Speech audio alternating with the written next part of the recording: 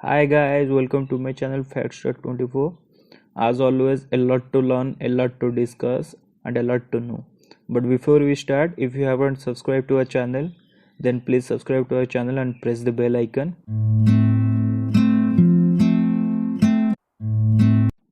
इस वीडियो में हम लेबानन एक्सप्लोजन के बारे में बात करने जा रहे हैं।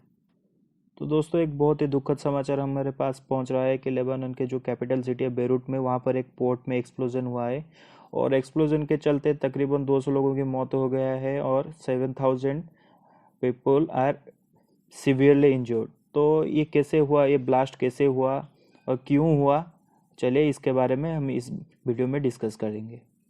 तो इससे पहले आइए पहले लेबानन के जो जियोपॉलिटिकल सिचुएशन है उसके बारे में बात करते हैं।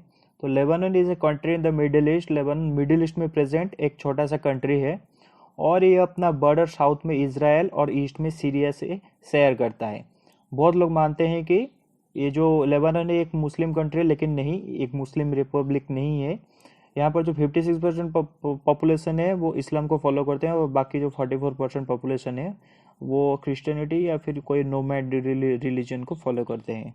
And it is a member of organisation of Islamic cooperation, OIC का एक मेंबर है और यह इसका टोटल आबादी करीब 70 लाख के आसपास है।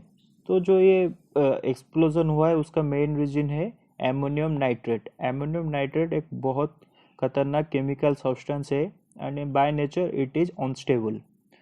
सो क्या होता है, सितंबर 2013 में एक शिप, जो रशिया के एक शिप, वो जॉर्जिया से मोजाम्बिक जा रहा होता है। तो बीच में क्या हुआ ना, जहाज़ में कुछ टेक्निकल डिफ़िकल्टी और फाइनेंशियल डिफ़िकल्टी अराइज हुए, जिसके चलते जहाज़ जो बेरूट के जो पोर्ट है वहाँ पर जाके रुकता है। और वहाँ पर जो पोर्ट अथॉरिटी है वो जब जहाज़ के इंस्पेक्शन करते हैं वो देखते हैं कि वहाँ पर 2750 tons of ammonium nitrate present है, जो कि बहुत डेंजरस है। और जो उनके जो शिप था उसके पास कोई डॉक्यूमेंट्स वगैरह नहीं था इतने सारे एमोनियम नाइट्रेट को कैरी करने के लिए। तो बेरूट के अथॉरिटी ने वो शिप को वहाँ पर हॉल्ट कर दिया और ओनर से कांटेक्ट करने लगे। ओनर से जब कांटेक्ट किए तो ओनर ने बोला कि I am abandoning this project, मतलब वो जहाज़ को आप रख सकते हैं, मेरा उस जहाज़ से कोई लेना देना नहीं है। तो उसने इस प्रोजेक्ट को अबैंडन कर दिया।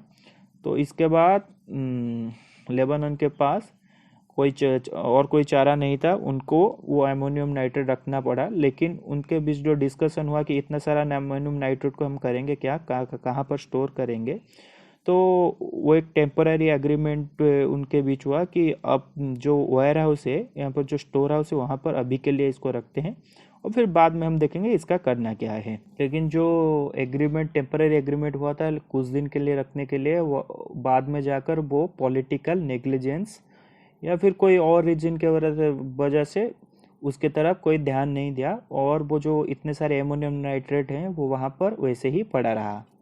तो 4 अगस्त 2020 में वहाँ पर रखे गए एमोनियम नाइट्रेट में आग लग जाता है, जो जिसके चलते बहुत बड़ा एक्सप्लोजन होता है।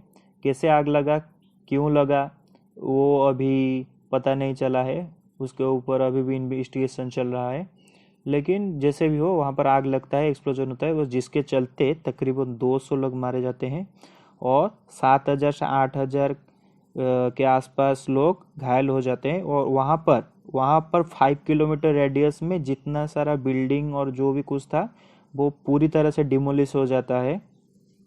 और जो बॉम्ब के एक्सप्लोजन से जो शॉक वेव जनरेट हुआ, वो शॉक वेव सुपरसोनिक था, मतलब जो शॉक वेव था उसका स्पीड साउंड से स्पीड से ज़्यादा था और करीब 100-200 किलोमीटर तक इसका असर महसूस होता है। पहले पहले ये माना जाता था कि जो एक्सप्लोजन हुआ है उसका रीज़न एमोनियम नाइट्रेट है। लेकिन एक दिन के बाद जब डोनाल्ड ट्रंप को कुछ न्यूज़ रिपोर्टर पूछे कि आपको क्या लगता है इस एक्सप्लोजन क्यों हुआ है, तो उन्होंने बोला कि उनको लगता है कि ये कोई तरह का बॉम्ब एक्सप्लोजन है, मतलब जानबूझकर एक एक्सप्लोजन किया गया है और इस बारे में वो अपने जनरल से बात कर रहे हैं। तो उसके बाद लेबानन जो है वो इज़राइल को रिस्पॉन्सिबल मानने लगा, क्योंकि लेबानन और इज़राइल दो एनिमी नेशन है, उनके बीच शत्रुता है। क्योंकि लेबनान में एक पॉलिटिकल ऑर्गेनाइजेशन है जिसका नाम है हिजबुल्लाह। वो पॉलिटिकली लेबनान के जो गवर्नमेंट है उसको कंट्रोल करता है। और ये जो हिजबुल्लाह ऑर्गेनाइजेशन है ये इसराइल में टेररिस्ट अटैक करता रहता है, और जिससे चलते इसराइल और लेबनान का रिलेशनशिप कुछ अच्छा नहीं है। तो पहले पहले ये लग रहा था कि इसराइल जानबूझकर ये अटैक किया है ताकि जो पॉलिटिकल इन्फ्लुएंस है हिजबुल्लाह का उसको कम किया जा सकते हैं, लेकिन इसराइल ने साफ साफ ये मना कर दिया है कि वो ऐसा अटैक नहीं किया है और उसका इस अटैक से कुछ लेना देना नहीं है।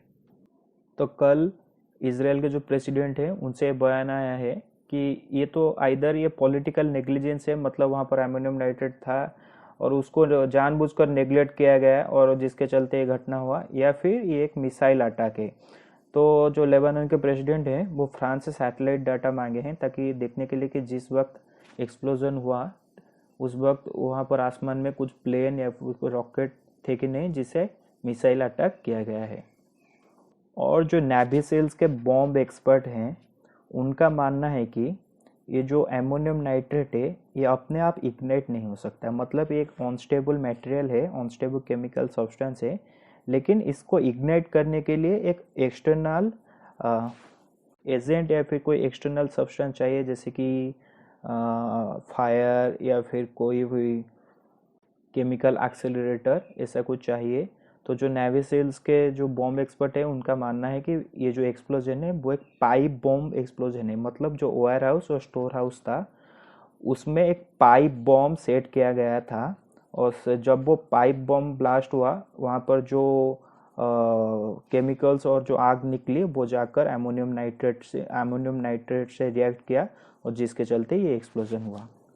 सो the next question arises, what can we learn from this. ये जो बेरूट एक्सप्लोजन हुआ इससे हम क्या सीख सकते हैं। तो जब मैं रिसर्च कर रहा था मुझको पता चला कि हमारा जो चेन्नई पोर्ट है वहाँ पर तकरीबन 1000 टन अमोनियम नाइट्रेट अभी प्रेजेंट है, जैसे बेरूट में स्टोर हाउस में स्टोर करके रखा गया था, चेन्नई पोर्ट में भी वैसे स्टोर करके रखा गया है। और अगर हम उसको सेफली डिस्कार्ड नहीं करते हैं तो कभी भी वहाँ पर भी आग लग सकता है और जिसके चलते एक्सप्लोजन हो सकता है। तो हमें उसको सेफली डिस्कार्ड कर देना चाहिए। जो एमोनियम नाइट्रेट है वो एक बहुत एक्सप्लोसिव मटेरियल है, और अमेरिका में 1800 में ये जो एमोनियम नाइट्रेट 1800-1900 में एमोनियम नाइट्रेट के ब्लास्ट के कारण तकरीबन 800 से 1000 के बीच लोग जान गंवा चुके हैं, और दुनिया भर में अमोनियम नाइट्रेट के वजह से एक्सप्लोजन होता रहता है। तो जो अमोनियम नाइट्रेट है उसका एक्सपोर्ट और इंपोर्ट पर भी बैन लगाना चाहिए। तो ये थी अब तक के अपडेट बेरूट एक्सप्लोजन के बारे में। अगर कुछ अपडेट और आता है तो मैं आपको ज़रूर बताऊंगा। और वीडियो देखने के लिए आपका बहुत बहुत धन्यवाद।